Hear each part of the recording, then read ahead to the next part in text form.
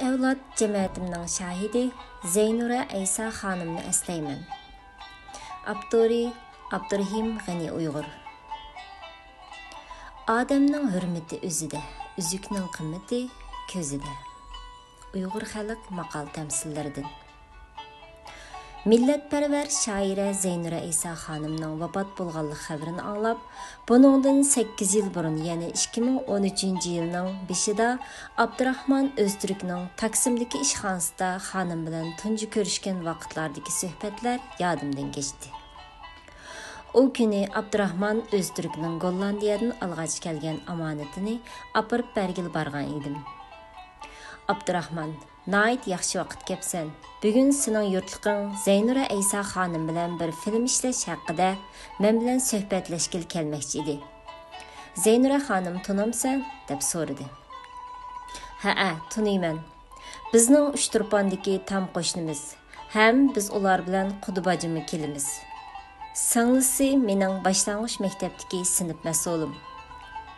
Men Zeynura Aysa xonimning onasi va boshqa urug'-tuqqanlarining hammasini taniyman. Ammo Zeynura Aysa xonimni ko'rib boqmagan. Vatandagi vaqtimda nomini Xitoy hokimiyatiga qarshi kurash qilg'uchi jasur ayol ekanligini anglagan.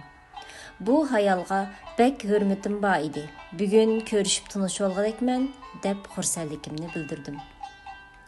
Uzun o'tmay Zeynura Aysa xonim ishxonaga kirib keldi. Rahmatlik apsiga qo'yib qo'ygandek o'xshaydigan bu xonim bilan qisqacha salom soat qilishgandan keyin ularning suhbatiga daxl qilmay deb yon tarafdagi uyga kirib ketdim. Birer soatdan keyin Abdurahmonning chaqirishi bilan ularning qishig'iga chiqdim. Voy o'g'lim, siz Uchturponlik ekansiz. Uchturponning qayeridan? Kimning bo'lsiz? deb so'radi. Men Qashbuydan G'ani Xudobadning o'g'li deb javob berishimga, "Voy bolam, siz Xudobadi Qarajim dadam bilan bu Maryamxon opamning nevrisi ekansiz. Biz sizlar bilan ota-bovlarimizdan tortib yaxshi tanishadigan va tam qo'shni bo'lib o'tirgan. Men sizning bovingiz, cho'ng dadingiz 3 avlod jamiyatingizni ko'rgan. Sizning hammangiz bilan bir sinfda o'qigan. Dadingiz mendan bir qancha yosh kichik. Biz davomliq mahallada birga o'ynaydik. Sizni ko'rib shu mahaldagi balliq vaqtlarim esimga kelyotdi deb shu vaqtlardagi qo'lim qo'shnilari va ularning ballarning ahvolini so'ragandan keyin bizning uyni eslab. Tunji qitim oliy maktabga o'qishmaganda cho'ng opingiz rahmatlik bu Maryamxon opam bekatga ustib chiqib peshonamga suyib turib, "Yaxshi o'qing qizim. Siz mahallimizdan oliy maktabga o'qishmagan faxrlik aqlli qizimiz" deb bir yog'liq bilan bir qancha to'qashni yo'lliq tutqandi. U shu vaqtdagi simasi hozirgacha esimda. Har qitim ta'tildan qaytib kelsam, cho'ng opingiz aqlli qizim qaytib kelibdi deb uyga chaqirib oladi. Yozliq ta'tilda o'riklar toza may bog'lab pishgan mezgil bo'lg'achqimishkin, kishmish o'riklarni oldimga qo'yib beradi. Shu o'riklarning ta'mi hozirgacha og'zimda bor. Sizlarning beg'inglar bek cho'ng bo'lg'achqa har xil mevalar bor edi. Shu bog'lar hozirmi bormi? deb so'radi. Shu an mening kallamga to'lg'an yurtim va cho'ng uyimizning tasviri keldi. Bizning uyimiz nahiy ichida bo'lib, oldi orqa hovliliq, peshayvonliq cho'ng uy edi. 3 mo kildigan beg'imiz bo'lib, nahiylik 1-o'ttir maktab bilanmi tam qo'shni edik. Naylik 1-o'ttir maktabda o'qiganlarning ko'pinchisi bizning bog'ning mevalaridan eg'iz tekkanlar edi. Chunki beg'imiz bilan o'ttir maktabning oshxonasini faqat bir tom ayirib turadi. Maktab oshxonasidan tamoq yeydiganlar boqqa o'g'irliqchi kirib mevalarni vashangdab turadi.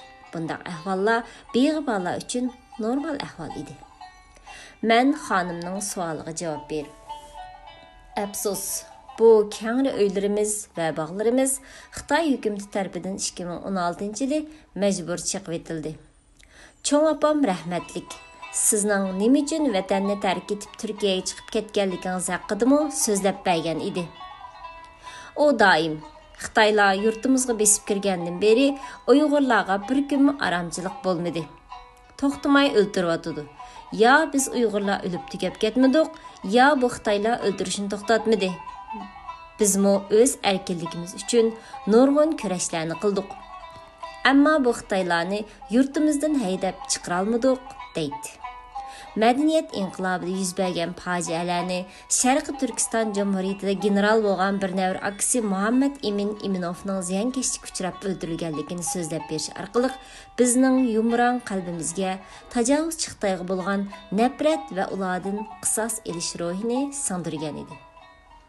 Shundaqla sizni ulgu qilib qalamda va alamda yetishgan qizimiz Zaynura shundaq yaxshi xizmatini tashlab, vatanning ozodligi uchun Turkiyaga chiqib ketgancha qaytib kelmadi. Anglashimcha, vatan mustaqil bo'lmoqcha qaytmayman degan irodada kurash qilib o'tibdi, deb gapingizni qilib beradi, dedim. Zaynura Aysa xonim, Xitoy kommunistlari cho'ng dadingiz Xudobadi Qarajimga boy pomichik, xatarlik unsur, chet-elga bog'langan unsur degandek qalpoqlarni kiydirib, uzun yillik kesib nurg'un boyliqi, yer zaminlarini musodir qilgan, deb cho'ng dadamning tortgan azob oqibatlarini so'zlab bergan edi. Qizg'in suhbatdan keyin biz Oqsaroydagi Uyg'ur oshxonasiga tamoq yegilib bordik. Aşxanada Gollandiyadan birga kelgan do'stim meni saqlab turgan edi. Tamoq yeyotganda uchaylarning suhbati yanala vatan, millat va navbatdagi Sharq Turkiston mustaqillik harakatidagi kurashlarimiz haqida bo'ldi. Bir qancha soatlik suhbat jarayonida Zaynura Aysa xonimning bu umrida qilgan xizmatlaridan, uning qalbida vatan xalqining mustaqillik uchun yongan bu o'tning yishining cho'ng'ishiga ergishib, texmi kuchayib manganligini his qildim. Zaynura Aysa xonim bir qancha yil ilgari Turkiya hukumati Kultur ministrligiga Mahmud Qashqari haqida O'zbekiston va Qirg'izistonda bir ssenariy film ishlash uchun 3 million liralik bir projekt iltimos sungan va buni hal qilish uchun bir qancha qitim Anqaraga berib, munosabatli o'rinlar va kishilar bilan ko'rishgan bo'lsa-mu, iltimosi tasdiqlanmagan. U bularni afsus va hasrat ichida so'zlab kelib, mana bu o'zim imkoniyatimning yetishicha film kirishtiroladiganlarga haq berib ishlatgan disklar. Sizlarga birdan sovg'at qilay, bolalarım. Sizlarga mendan aslilik bo'lib qolsin, deb sumkasidan 2 dona diskini chiqarib do'stim bilan menga birdan berdi. Suhbat oxirida do'stim: Zaynura xonim, sizni ilgari anglab boqmabdi ekanman. Bugun bu yerda tamoq yeyish fursatida sizdek bir qaysar, vatanparvar ayol bilan tanishganligimdan bek xursand bo'ldim. Kelgusiga bo'lgan umidvorligingizdan va bizdek yoshlarga bo'lgan ishonchingizdan haqiqatan ta'sirlandim. Hamma onalar sizdek vatanparvar, umidvor va qaysar bo'lgan bo'lsa, bizning taqdirimiz boshqacha bo'lib, bu musofirchilikqa xotim berib, o'z davlatimizda erkin, baxtlik yashagan bo'lardik, deb Zaynura Aysa xonimga bo'lgan qoyilligini bildirdi. Bu qitimliq suhbat bizlarga bir qitimliq haqiqiy vatanparvarlik darsi bo'lgan, qalbimizga bir yangi ruh singandi.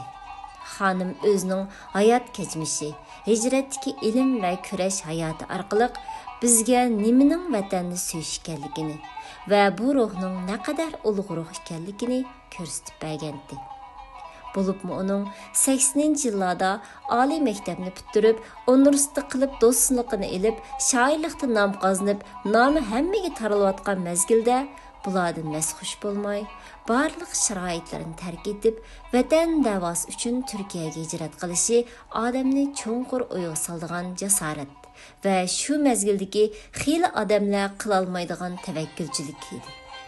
Bundaq ruh odatda yoshlik payziga cho'mgan muhabbat, oila, yuqurmash, shuhrat, zibizinnat, o'ltirish, so'rinning sehriy kuchini yengolmagan ayollarda va hatto xeyli erlarda topilmaydigan ruh edi.